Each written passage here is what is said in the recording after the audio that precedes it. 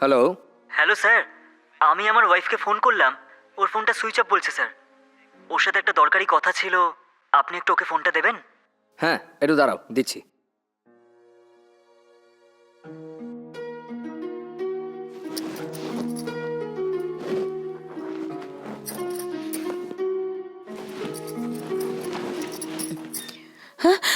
আরে আরে আরে সরি সরি সরি, তোমার স্বামী ফোনে আছে, তুমি একটু কথা বলে নাও। হ্যালো। আরে আমি হ্যাঁ বলো। কিছু না, বিরিয়ানির মশলা বাড়িতে আছে নাকি নিয়ে আসবো? আসলে আমার ঠিক মনে নেই, তুমি যখন গেছো নিয়ে আসো। আচ্ছা ঠিক আছে, আমি নিয়ে আসছি।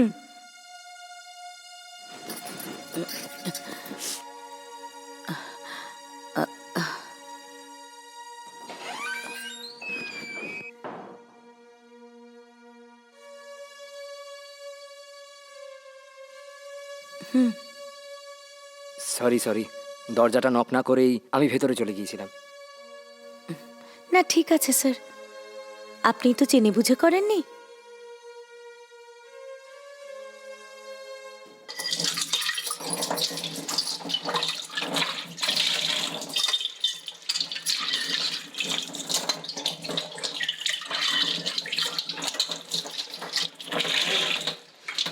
শোনো, হ্যাঁ এই নাও সবকিছু নিয়ে এসেছি।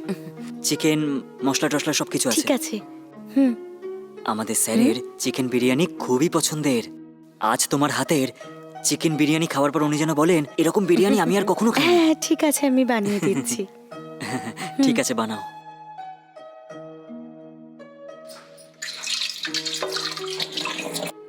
আর বলুন স্যার, বিজনেস কেমন চলছে? একদম ফার্স্ট ক্লাস চলছে। স্যার, যখন আমি আপনার অফিসে কাজ করতাম, ওখানে অমিত নামের একটা ছেলে ছিল না? ও কি এখনো আছে নাকি ও চাকরি ছেড়ে চলে গেছে? তুমি চাকরি ছেড়ে চলে যাওয়ার পর ও তো চাকরি ছেড়ে চলে গেল। তাই নাকি? কেন স্যার? তুমি কিছু জানো না নাকি? আমাদের অফিসের একটা মেয়ের সাথেও প্রেম করতো, আর তার সাথেই তো ও চলে গেল। তাই নাকি? কার সাথে গেছে? আরে ওই যে ওই মেয়েটা। হ্যাঁ, কে সেই মেয়ে? ও আচ্ছা, আমাদের ওই অ্যাকাউন্টেন্ট সেই মেয়েটা। হ্যাঁ, ওই মেয়েটি। স্যার, অফিসে যখন ওরা দুজনে কাজ করতো তখন ওরা লাভার তো বুঝতেই পারা যায়নি স্যার। ওরা ছেড়ে দেওয়ার 4 দিন পরেই এই কথাটা আমি জানতে পারলাম। কি কি হচ্ছে কিছুই জানা যাচ্ছে না। শুনছো, রান্না হয়ে গেছে, এসো খেয়ে নেবে। স্যার চলুন স্যার, খাওয়া যাক।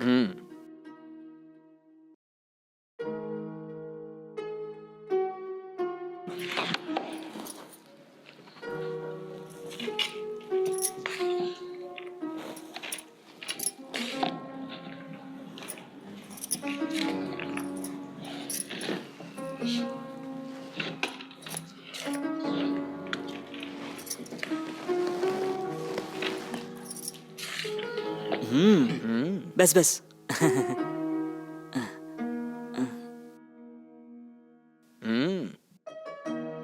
বিরিয়ানিটা দারুণ হয়েছে, একদম আলাদাই খেতে হয়েছে।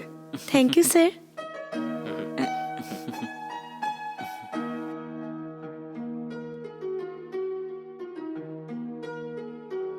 তোমায় এবং তোমার ওয়াইফকে আজ দেখে আমার সত্যিই বড় ভালো লাগলো ভাই। চা, জলখাবার, তারপর বিরিয়ানি সব পেয়ে যে কি ভালো লাগলো। তোমার হাতের বিরিয়ানি সত্যিই খুব টেস্টি হয়েছিল। Thank you sir. স্যার, এরপর থেকে কিন্তু আপনাকে মাঝে মাঝে আসতেই হবে স্যার। আসবেন আবার। অবশ্যই, আরেকদিন নিশ্চয়ই আসবো। আচ্ছা শোনো, আমি স্যারকে ছেড়ে আসছি। ঠিক আছে, আসুন স্যার। আচ্ছা, আসছি। Bye sir.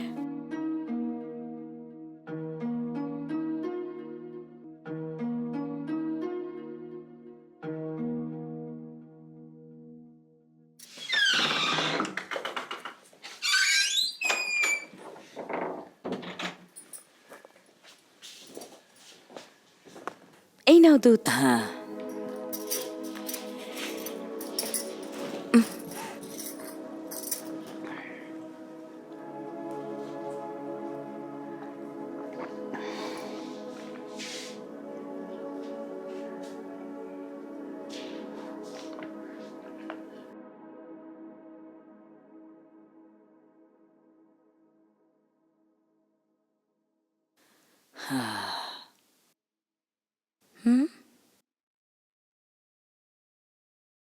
কি হয়েছে গো?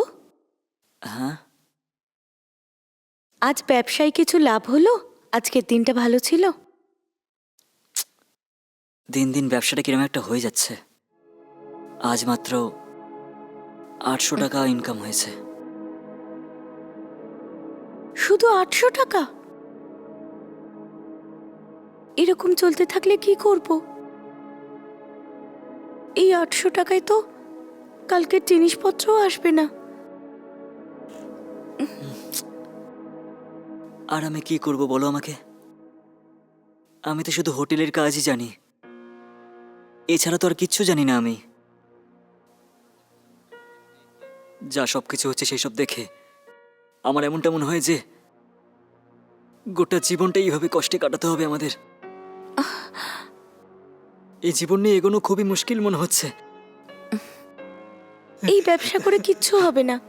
এত পরিশ্রম করার পরে এইটুকু টাকা, রোজ যদি ধার নিতে থাকি আমরা কখনো এগোতে পারবো না।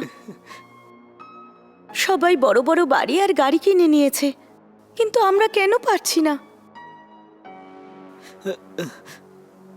আমিও তো এগোনোর চেষ্টা করে যাচ্ছি।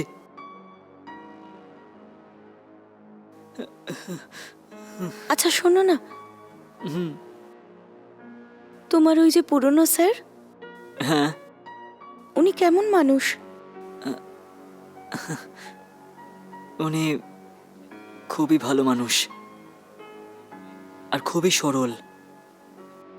যদি কাউকে একবার বিশ্বাস করে ফেলে তাহলে তার জন্য নিজের প্রাণও দিয়ে দেয়।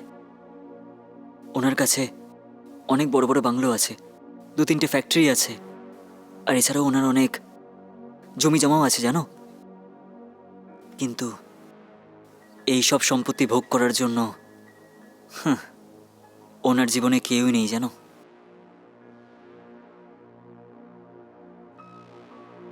শোনো না, যদি ওনার সম্পত্তির অর্ধেক আমাদের দিয়ে দেন তো আমাদের জীবনটাও ঠিক হয়ে যাবে। হ্যাঁ, এসব তুমি কি বলছো? হ্যাঁ, কিন্তু কিভাবে? সেটা তুমি আমার উপর ছেড়ে দাও। তার জন্য আমার কাছে একটা প্ল্যান আছে। যদি তুমি আমার কথা শোনো তাহলে ওনার সম্পত্তির অর্ধেক সম্পত্তি আমরা পেয়ে যাব, তারপর আমরা ভালোভাবে বাঁচবো। হ্যাঁ,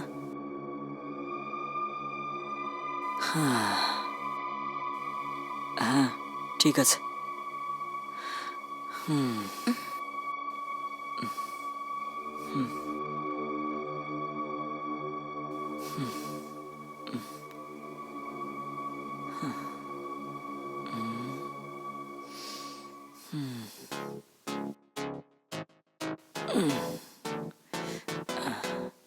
ঠিক আছে, ওইসব ছাড়ো। আমরা দুজনে কিছুক্ষণের জন্য কি এক হতে পারি?